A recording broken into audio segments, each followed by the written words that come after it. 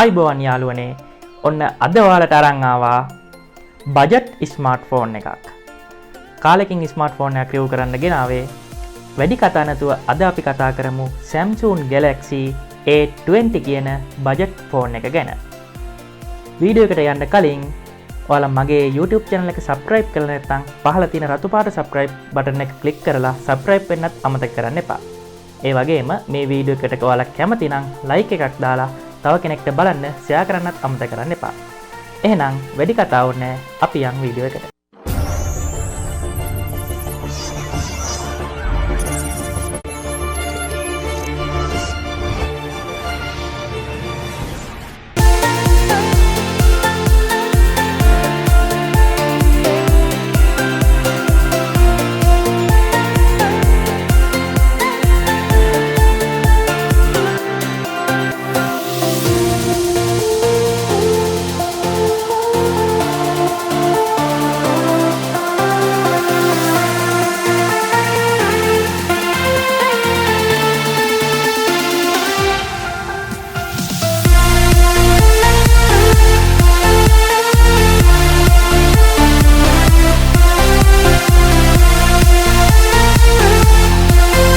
හරි අපි මුලින්ම ඩිස්ප්ලේ එකෙන් පටන් ගමු.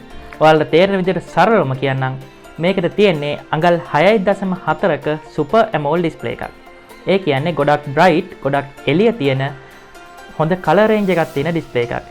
ඒ කියන්නේ තවත් තේරෙන විදිහට කිව්වොත් ගොඩක් ආලෝකය වැඩි එළිය තියෙන තැනක වුණත් ඔයාලට බ්‍රයිට් විදිහට මේ ඩිස්ප්ලේ එකෙන් දේවල් බලන්න පුළුවන්. ෆෝන් එකේ වම් පැත්ත බැලුවොත් අපිට බලා ගන්න පුළුවන් SIM tray එක. මේකට SIM දෙකක් වගේම microSD කාඩ් එකකුත් එකවර පාවිච්චි කරන්න පුළුවන්. ඒක mid range ෆෝන් එකකට තියෙන ලොකු වාසියක් විදිහට මේ ෆෝන් එක බලා ගන්න පුළුවන්. ෆෝන් එකේ දකුණු පැත්ත ගැන කතා කරොත් ඉස්සරෝම තියෙනවා volume up down key එක. ඊට පහළින් පුළුවන් ඔයාලට බලා ගන්න power button එක. දකුණු පැත්තේ බලා ගන්න පුළුවන් වෙන්නේ අපිට එච්චරයි. ෆෝන් එකේ පහළට ආවොත් මුලින්ම ඔයාලට බලා ගන්න පුළුවන් main speaker එක. ඒ වගේම ඊට එහා පැත්තේ තියෙනවා main microphone එක. ඒ වගේම මේ ෆෝන් එකට දීලා තියෙනවා USB Type C charging port එකක්. ඒ වගේම මේකට ඔයාලට හම්බෙනවා fast charging කියන option එක. watt 15ක charging adapter එකක් තමයි ඔයාලට හම්බෙන්නේ. ඒ වගේම ඊට එහා පැත්තෙන් තියෙනවා 3.5mm headphone port එක. අපිට මේ A20 ෆෝන් එකේ ඉහළ කෙළවරින් බලා ගන්න පුළුවන් වෙන්නේ noise cancellation microphone එක විතරයි. මේ ෆෝන් එකේ back side එක බැලුවොත් ඔයාලට පේනවා ඇති dual camera setup එකක් තියෙනවා. මේකේ පළවෙනි කැමරා එකේ ලෙන්ස් එක ගැන කතා කරොත් මෙගාපික්සල් 13ක වයිඩ් ලෙන්ස් එකක් තමයි තියෙන්නේ. ඒ වගේම දෙවෙනි ලෙන්ස් එක විදියට මෙගාපික්සල් 5ක අල්ට්‍රා වයිඩ් ලෙන්ස් එකක් තමයි තියෙන්නේ. මේකේ ඩෙප්ත් සෙන්සර් එකක් නම් ඔයාලට බලා ගන්න හම්බෙන්නේ නැහැ. ඒ නිසා බෑග්ග්‍රවුන්ඩ් බ්ලර් කරන්න වෙන්නේ software එකකින් තමයි. ඒ වගේම අල්ට්‍රා වයිඩ් ලෙන්ස් එකක් මේ වගේ බජට් ෆෝන් එකකට හම්බෙන එකත් එක පැත්තකින් බැලුවොත් වාසියක්. මේකේ මෙගාපික්සල් 8ක selfie කැමරා එකක් තමයි ඔයාලට හම්බෙන්නේ. superior quality එකක් නැති වුණත් සාමාන්‍ය මට්ටමකට සෑහීමකට පත් වෙන්න පුළුවන් ඉමේජ් එකක් ඔයාලට කැප්චර් කරගන්න පුළුවන්.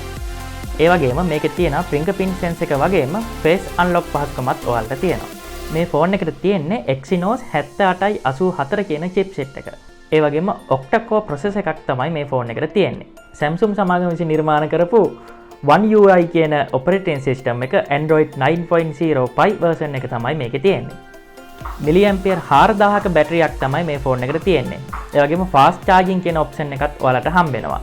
මේකේ තවත් විශේෂ දෙයක් තමයි මේකේ charging adapter එක watt 15ක charging adapter එකක් තමයි හම්බෙන්නේ. අපි පස්සේ බලමු මේක 0 ඉඳන් 100ට charge වෙන්න කොච්චර වෙලාවක් යනවද කියලා.